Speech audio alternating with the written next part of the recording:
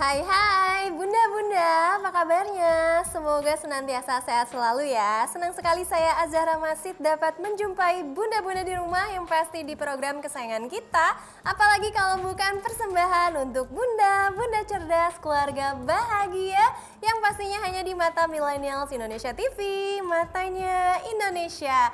Nah, selama 30 menit ke depan pastinya kami akan menyajikan informasi yang hangat, luar biasa dan disertai dengan narasumber yang pastinya inspiratif. Pada episode kali ini, Bunda-Bunda kami akan membahas mengenai fenomena panic buying atau kenaikan harga seputar minyak nih. Pasti Bunda-Bunda di rumah udah pada tahu kan?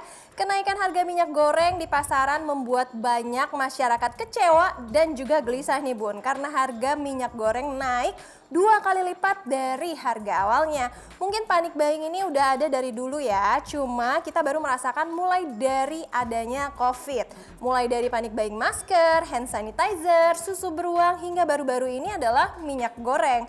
Dengan adanya penimbunan ini juga membuat harga barang di pasaran melonjak tinggi Bun. Pembelian barang juga secara berlebihan atau bisa dikatakan sebagai penimbunan karena didasari rasa panik dan juga takut yang berlebihan. Namun gimana sih tanggapan tentang panic buying ini menurut psikolog dan juga masyarakat? Karena di sini saya sudah bersama dengan narasumber kita yang pastinya inspiratif. Di sini ada Mas Kadek. Halo, saya Kadek Widya Gunawan. Dan di sini juga ada Bu Ati. Assalamualaikum, Ati Rosmayati. Dengan Bu Ati Rosmayati.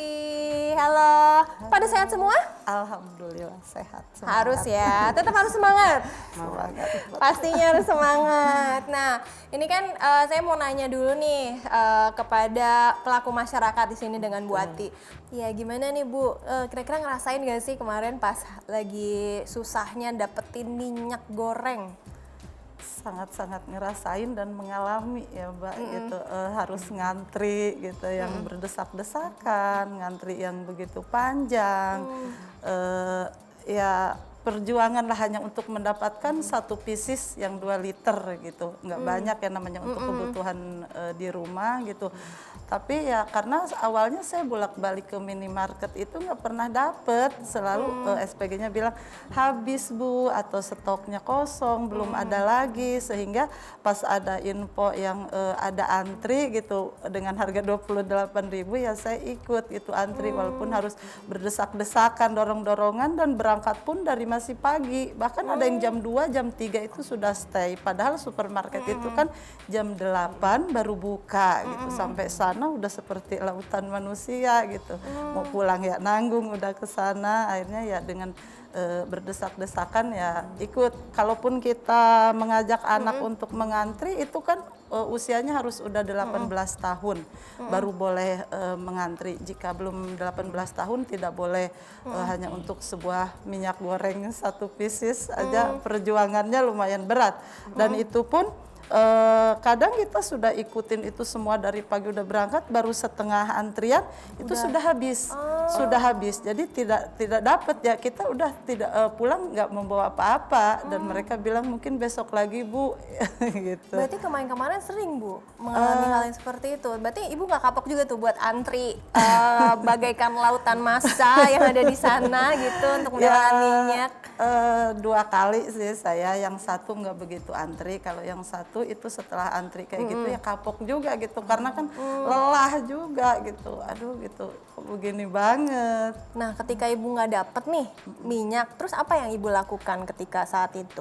Ya kecewa udah pasti ya Mbak, kecewa gitu, karena kan sudah dibela-belain gitu, ternyata stoknya nggak ada gitu. Saya bilang kok negeri ini yang kaya dengan kelapa sawitnya, tapi untuk mendapatkan satu pieces minyak goreng aja susah banget gitu, susah sekali gitu. Udah dibela-belain dari pagi, dari habis sholat subuh gitu sudah berangkat, tapi ternyata nggak dapet, ya sangat-sangat kecewa lah, sedih. Berarti Ibu nggak masak tuh di saat itu, gimana tuh menyiasatinya? Karena kan itu adalah bahan utama ya, biasanya kan kita kalau di rumah kan pasti untuk masak setidaknya harus ada minyak goreng gitu. Betul.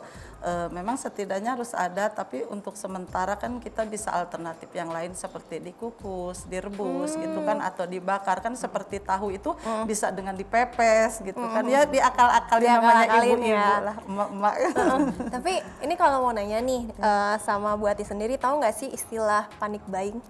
Panic buying itu pembelian yang dengan jumlah yang banyak mungkin ya, atau penimbunan dengan yang berlebihan gitu, didasari dari rasa panik, dari rasa takut, tidak kebagian ini besok gimana gitu. Mungkin mereka akhirnya sehingga mereka berlomba-lomba untuk memborong, menimbun gitu. Tapi kalau menurut saya mungkin itu bagi mereka yang uangnya banyak ya Mbak. Karena bagi yang ekonominya kecil seperti saya, rendah, nggak ada uang juga kali untuk membeli gitu, dan untuk mendapatkan satu pieces aja sudah bersyukur gitu, sudah alhamdulillah banget. Nah, jadi bunda-bunda benar sekali apa yang dikatakan oleh Bu Ati, bahwa panic buying itu adalah ketakutan, sehingga mungkin para bunda-bunda di rumah saking ketakutannya karena harganya melambung tinggi ataupun harga rendah juga bisa yang namanya panic buying gitu. Jadi mereka membeli yang banyak, kemudian mereka timbun. Mungkin niatnya tidak menimbun ya, tapi niatnya adalah untuk disimpan dalam jangka panjang dan juga digunakan untuk diri sendiri, bukan untuk orang lain. Dan bahkan mungkin ada juga yang diperjualbelikan. Nah, tadi kita sempat menanyakan terkait dengan pendapat dari Bu Ati. Sekarang kita langsung ke psikolog kita, yaitu Mas Kadek. Nah, Mas Kadek, sebenarnya kalau dari pandangan panic buying sendiri, dari psikolog sebenarnya apa sih? Oke, jadi kurang lebih yang dikatakan oleh Ibu Ati tadi emang benar sekali ya, bahwa panic buying itu adalah aktivitas atau perilaku di mana berbelanja suatu barang ya, mungkin bisa jadi kebutuhan pokok secara berlebihan gitu. Dalam artian sebenarnya kita nggak perlu sebanyak itu, tapi kita ngambil banyak dikarenakan mungkin faktor eksternal ya, situasi. Ada situasi-situasi tertentu yang kita rasa genting, dan itu mempengaruhi kita secara psikologis. Muncullah rasa cemas, rasa panik, merasa kalau nggak dapet sekarang gitu, ke depannya gimana. Jadi kita langsung mengantisipasi gitu. Tapi justru nih dengan panic buying ini dampaknya apa? Makin banyak barang-barang tersebut yang tadinya mungkin mudah didapat jadi sulit, dan harganya pun mulai nggak masuk akal gitu ya. Dan perlu diingat nih, bahaya dari panic buying itu adalah ini menular gitu ke orang lain, karena kita kan manusia sebagai makhluk sosial ya, dan makhluk sosial itu memang kita cenderung meniru gitu apa yang orang-orang di sekitar kita lakukan. Jadi kalau di masyarakat ada satu orang aja nih udah panik buying, yang lain juga mulai was-was nih, mulai ikut. Seperti tadi ya, untuk antrean bahkan dari subuh berangkat itu udah panjang ya, Bu, ya. Sudah panjang, sudah mengular sekali gitu sampai ke jalanan gitu. Ya Allah, saya juga nggak tahu awalnya gitu, datang aja, tapi ternyata kondisinya sudah seperti itu. Mau pulang ya nanggung gitu, udah di sana.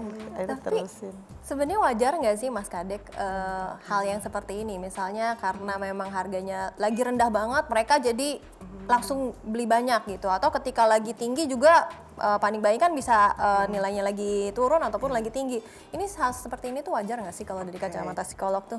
Kalau kita membahas situasi ini wajar atau tidak, sebenarnya bagi kita ya sebagai makhluk hidup, sebagai manusia itu mempersiapkan untuk menghadapi situasi genting, situasi buruk itu hal yang wajar. Cuman akan menjadi tidak wajar ketika memang kita melakukan panic buying. Kenapa gitu? Ketika kita mempersiapkan untuk hal terburuk gitu, kita kan sebenarnya ingin melindungi diri, ingin melindungi keluarga kita gitu. Nah, siapa saja berhak dong untuk melakukan itu.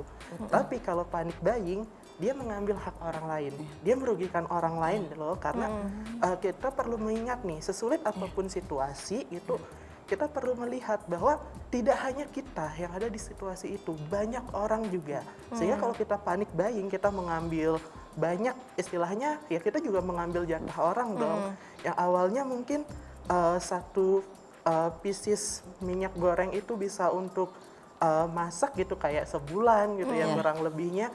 Jadinya dia membelinya malah banyak gitu ya, dan itu yang membuat orang lain rugi gitu. Tapi kalau Bu Ati sendiri pernah nggak sih ngalamin yang namanya panic buying seperti itu? Pernah nggak sih Bu? Ya. Apalagi kan ibu-ibu kadang kan rasa konsumtifnya tuh istilahnya Iya, besar betul gitu, ya, kayak pengen iya. sesuatu. Iya. Terkadang bukan lagi masa-masa seperti sekarang aja, misalnya pengen beli kosmetik, apa segala macam. Wow, padahal lipstick di rumah masih ada, seperti itu kan? Kalau Bu Ati sendiri pernah nggak sih? Ya mungkin rasa mah ada ya Mbak, tapi kembali lagi karena ke ekonominya yang nggak ada untuk melakukan itu semua gitu, membeli, memborong itu nggak ada, jadi ya biasa aja gitu. Jadi cukup dengan yang ya adanya secukupnya aja lah gitu, tidak berlebih-lebihan. Tidak juga. berlebih-lebihan. Iya, karena yang lain juga banyak yang membutuhkan, mungkin makanya mereka banyak antri itu karena mereka butuh gitu. Iya. Nah, bunda-bunda di rumah harus ingat ya, harus mikirin orang lain juga. Karena kan ini sebenarnya kebutuhan, bukan kebutuhan diri sendiri ya, kebutuhan banyak orang dan juga kebutuhan utama juga di rumah. Nah, jadi untuk melanjutkan lebih detailnya nih seputar antrian minyak dan juga kelangkaan, bagaimana mengantisipasinya, pokoknya bunda-bunda di rumah jangan kemana-mana, tetap di persembahan untuk Bunda.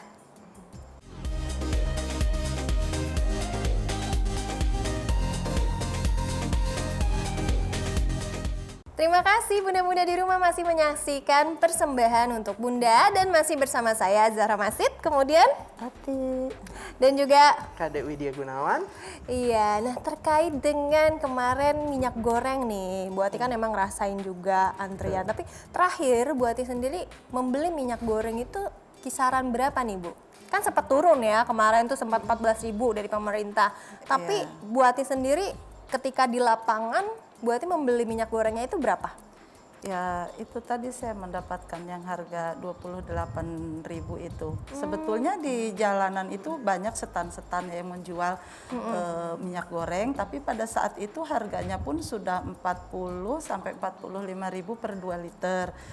Kemudian ya ada yang 28.000 tapi dengan keadaan antri, ya akhirnya saya memilih itu gitu, karena dengan harganya sudah tinggi juga nggak sesuai dengan kantong saya gitu. Jadi saya lebih memilih itu gitu. Alhamdulillah sih di 28.000 kemarin terakhir saya dapat, dan kemarin saya mau membeli lagi ternyata harganya sudah 50.000 di supermarket itu. Akhirnya saya pulang nggak jadi beli Mbak, nggak jadi beli karena harganya tinggi sekali. Mengukus ya Bu ya, ya sangat-sangat miris ya mungkin bagi saya atau penjual gorengan gitu, terutama atau ibu-ibu yang menjual gorengan skala kecil untuk membantu perekonomian keluarga, akhirnya sekarang harus berhenti berjualan hanya karena harga minyak yang tinggi gitu. Jadi kita tidak bisa menjual dengan dipaksakan juga berjualan gorengan, harga gorengan dinaikkan juga nanti masyarakat tidak mau membeli gitu. Harga tetap seperti sebelumnya juga tidak mungkin karena harga sudah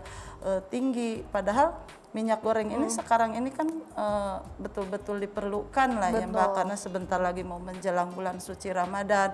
Orang itu yang dicari, yang diserbu gorengan gitu, meskipun mungkin agak-agak tidak sehat ya, tapi itulah bukan orang Indonesia namanya kalau belum makan gorengan gitu. Jadi itu gitu, udah gitu menunya juga mungkin harus bervariatif gitu, karena biar sahur dan bukanya semangat. Karena kalau setiap hari dikukus atau dipanggang juga kan bosen gitu ya, kalau harus setiap hari menunya. Karena bukan vegetarian aja juga ya Bu ya. Iya. Nah, betul sekali nih Bu Ati. Nah, kita ngomongin tadi dari pendapatnya Bu Ati nih Mas Kadek. Berarti kan ada kaitannya nih dengan kelangkaan dan juga peningkatan harga minyak sekarang ini. Nah, itu dari Mas Kadek sendiri gimana sih? Apakah memang ada faktor psikologis yang sangat besar sehingga masyarakat ini terlalu panic buying gitu, membeli, bahkan yang terakhir juga bukan hanya minyak goreng, akibat minyak goreng jadi mereka panic buying untuk chicken nugget juga kan, seperti itu. Jadi merembet kemana-mana, dan bahkan minyak goreng juga maksudnya kayak gorengan juga itu jadi naik juga akibat minyaknya yang naik dan susah didapat. Nah itu gimana dari pandangan psikolog?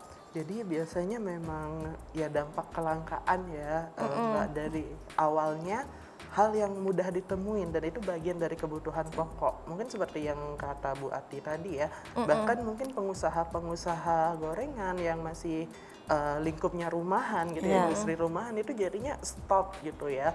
Nah ini yang mungkin memang berat ya di situasi seperti ini. Nah, yang mempengaruhi itu ya memang semata-mata rasa takut ya, takut nggak kebagian itu ya, meskipun di sisi lain gitu. Di sisi lain memang ada beberapa orang atau oknum-oknum yang mereka itu berusaha mengambil keuntungan dari situasi panic buying di masyarakat gitu.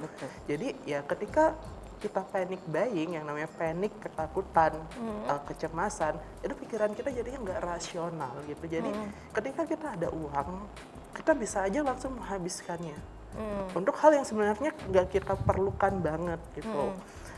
Sementara yang lain perlu gitu kan, makin sulit didapat, makin naik harganya. Nah, selain tidak rasional tadi juga pengambilan keputusannya juga tergesa-gesa gitu. Jadi kadang orang yang panic buying ini setelah dapat banyak ya ada penyesalan gitu. Terus ketika penyesalan muncul, dia mungkin berpikir bagaimana sih caranya untuk ya biar nggak rugi-rugi banget. Kadang Akhirnya dijual lah dijual gitu, ikut jadi jualan stand-stand gitu kan. Nah, berarti kan memang ya ada orang yang ikut panic buying, kemudian dia ikut menjadi kelompok-kelompok oknum yang ngambil keuntungan gitu kan. Tapi sebenarnya kalau kita ngomongin panic buying ini, kalau ada nggak sih misalnya dari segi psikologi ini termasuk dari gangguan mental? Oke. Karena kan tidak semua orang melakukan betul. panic buying, misalnya kayak Bu Ati Betul. yang lebih toleransi terhadap masyarakat lain gitu. Bu Ati kan mikirnya kan ya karena masih banyak yang membutuhkan, saya aja nyari minyaknya susah gitu. Nah, tapi kan ada pelaku-pelakunya seperti itu. Apakah dia bisa dikategorikan sebagai gangguan mental? Oke, jadi sebenarnya panic buying itu kita menyebutnya fenomena psikologis dalam konteks ekonomi gitu ya Mbak ya. Dan ya ini memang masuknya fenomena, tapi ini bisa saja mengarah ke manifestasi gejala-gejala gangguan mental yang ada diagnosisnya. Misalnya gangguan kecemasan atau gangguan kontrol impuls gitu. Jadi impulsif jadinya sebenarnya di awal ikut-ikutan ya. Yang ciri-cirinya kayak tadi, karena saking cemasnya, saking overthinknya, kedepannya akan gimana, selalu memikirkan skenario terburuk yang juga nggak masuk akal ya kalau kita dengar mungkin. Dan dia mendorong dirinya, misalnya ngeluarin uang banyak karena memang punya gitu, terus membeli banyak, terus menyesal belakangan. Lalu ya berusaha untuk mengembalikan kerugian, tapi ya nanti ketika semuanya mereda gitu, supply-nya balik lagi normal, ya mereka akan kayak kemarin ya fenomena masker jual rugi gitu kan. Banyak yang mengeluh kan biasanya. Pelaku panic buying ini bisa dikatakan punya egois yang sangat tinggi, egoisme yang sangat tinggi. Iya, Karena dia lebih egoisme. mementingkan dirinya sendiri dibandingkan dengan orang lain. Ya, dan itu memang dampak dari panic buying, di mana empatinya jadi berkurang atau rendah gitu ya, karena ya melihat kebutuhan diri, nggak memandang orang lain. Padahal kan ya ketika memang dia merasa bisa membeli semua itu nih di awal, itu yang lain enggak. Tapi suatu ketika kalau memang barang dia ternyata habis atau misalnya kelamaan disimpan jadi cacat atau expired gitu ya. Nah, apa yang akan dia lakukan gitu? Tentunya dia akan perlu bantuan orang lain dong. Nah, egoisme itu akan membuat dia ya dijauhi orang. Siapa yang akan mau membantu nanti ke depannya? Jadi kurang berpikir jangka panjang akan risiko yang ada dari tindakannya. Selain juga ya empatinya berkurang ya, hanya mementingkan diri sendiri, gelap mata lah kita bilangnya ya. Nah, berarti pelaku-pelaku panic buying itu sebenarnya bisa dikatakan semua orang bisa ya? Bisa. Bukan hanya seseorang. Nah, balik lagi nih ke Bu Ati. Nah, Bu Ati kan berarti sempat merasakan susahnya mendapatkan minyak goreng. Betul. Kemudian yang dilakukan oleh Bu Ati adalah dengan cara alternatifnya mengukus makanan. Nah, itu anak suami gimana, Bu?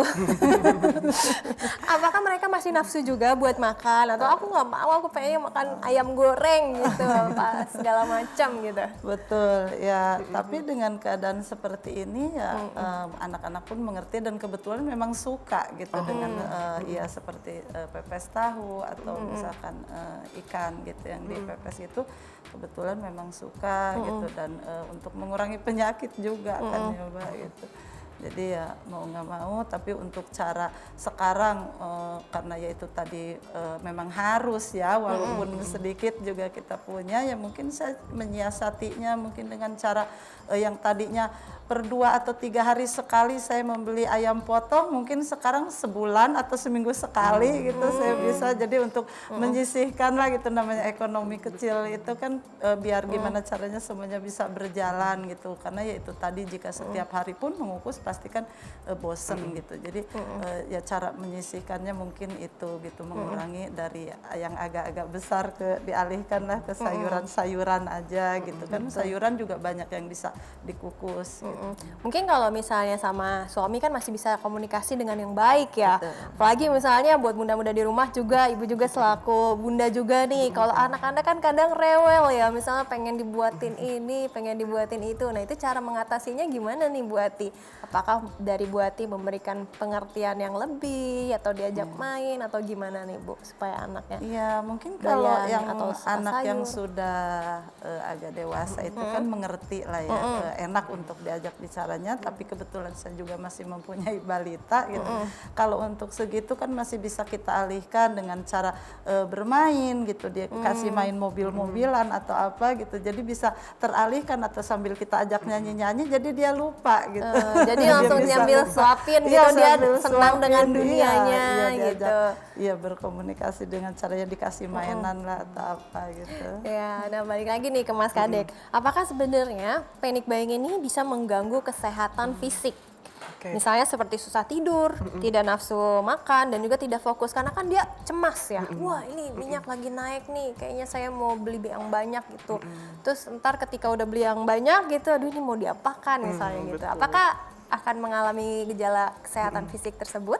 Oke, jadi memang yang namanya ketika kita ada masalah mental ya, meskipun bukan sampai diagnosis yang berat, katakanlah kecemasan itu hal yang wajar. Tapi ketika memang itu dipikirkan terus-menerus nih, overthink, ketakutannya setiap kali dia berpikir ketakutannya muncul gitu kan. Mau istirahat muncul ketakutan, muncul kebingungan. Aduh, terus ini mau diapain? Masih penuh kebingungan ya, diapain yang udah beli banyak.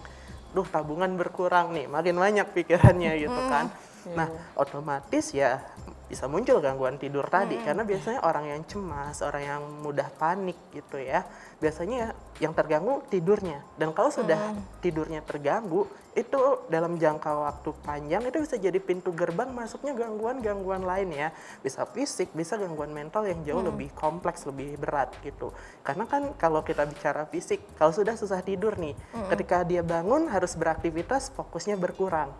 Nah, terus panik itu pun akibat susah tidur, jadi semua saraf-saraf, otot-otot di tubuhnya tegang, mudah pusing, migrain, leher kaku, terus punggung kaku mulai.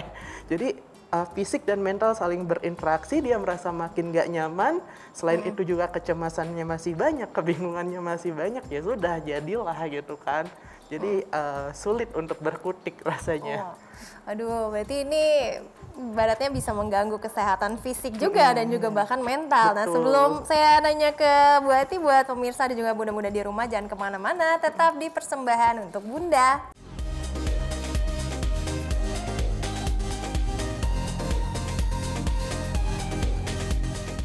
Terima kasih bunda-bunda di rumah masih setia di persembahan untuk Bunda dan masih bersama saya Zara Masid dan juga Ati. Kadek Widya Gunawan.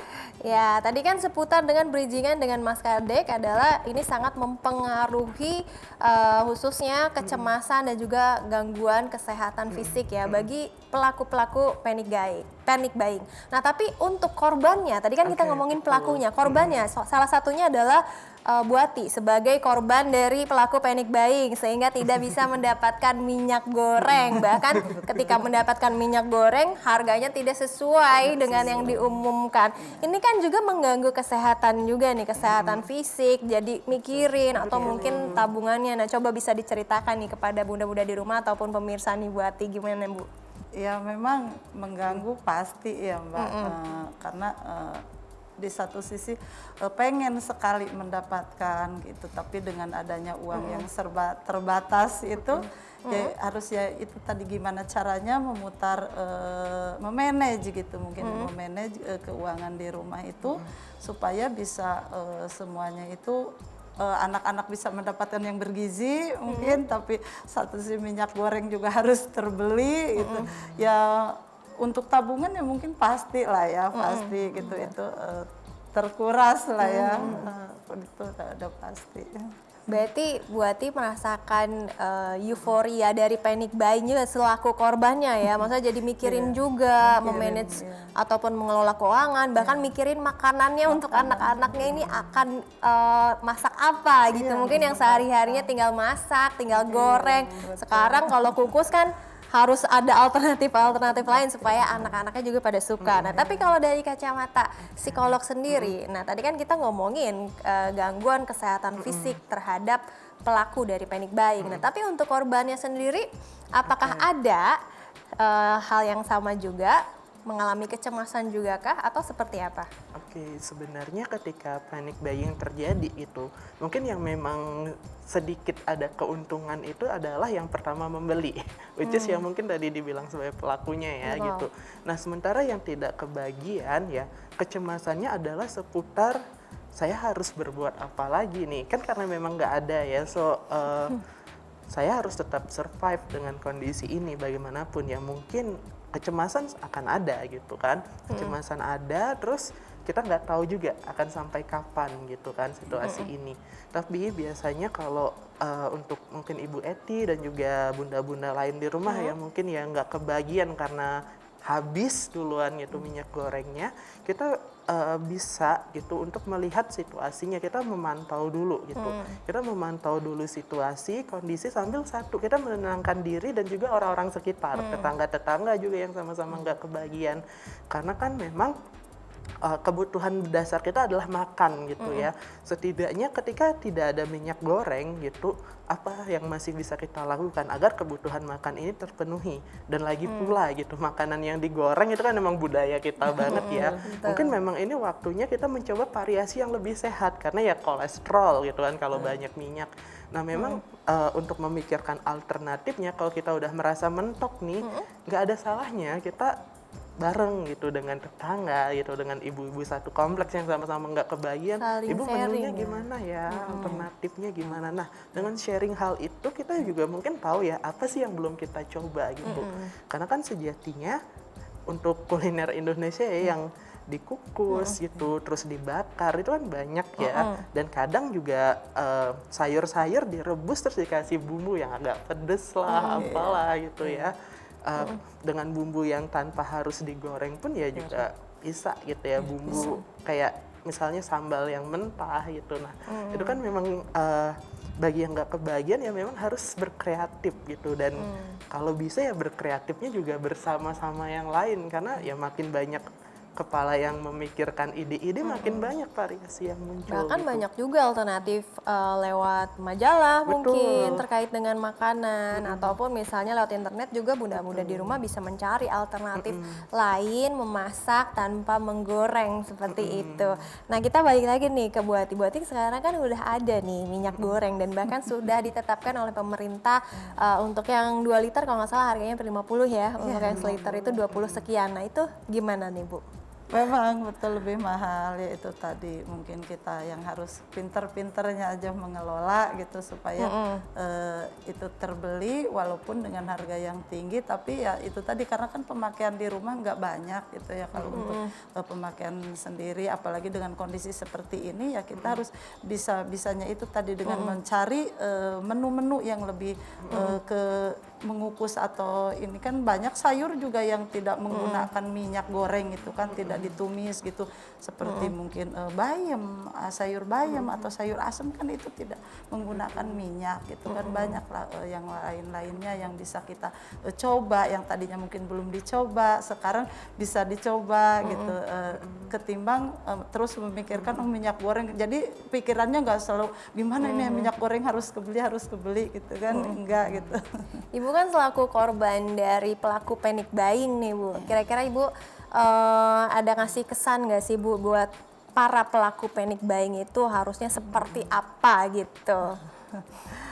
Ya apa ya, mungkin membeli dengan yang secukupnya aja gitu, supaya yang lain juga ikut kebagian gitu, stop, berhenti gitu. Panic buying itu sebetulnya nggak perlu gitu, karena ya itu tadi merugikan diri sendiri, merugikan orang lain gitu. Tetangga kita juga masih banyak yang membutuhkan gitu. Kenapa kita harus berlomba-lomba untuk membeli gitu, seperti yang Pak ini tadi bilang kan, selain merugikan orang lain, merugikan diri sendiri, udah gitu kan nanti kalau tidak terpakai kan expired, akhirnya mubazir juga gitu. Udah uang susah dicari gitu, nanti malah jadi mubazir juga kan sayang gitu.